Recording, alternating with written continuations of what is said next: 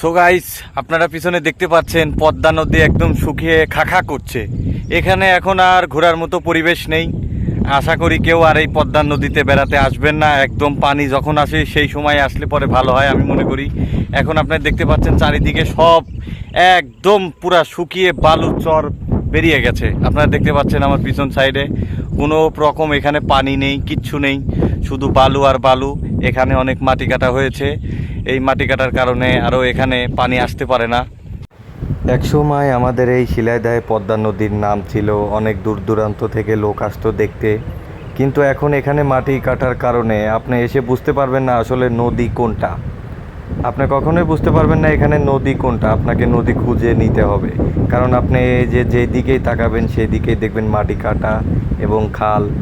মানে এক কথায় মাটি কাটার কারণে নদীর ঐতিহ্যই নষ্ট হয়ে গেছে। অতিরিক্ত মাটি কাটার কারণে আপনারা দেখতে পাচ্ছেন এখানকার রোড ঘাট সব কিছুই খারাপ হয়ে গেছে। এখন শুধু এখানে এসে আপনার বালি ছাড়া আর কিছুই দেখার নেই, আর বড় বড় খাল দেখতে হবে যেখানে মাটি কাটা হয়েছে। এইসব খাল কাটা ছাড়া আপনারা আর কিছুই দেখার মতো এখানে নেই। তো আমি বলি যখন পানি আসে ওই সময় আপনারা ঘুরতে আসেন, সবচাইতে বেটার হবে। ধন্যবাদ সবাইকে।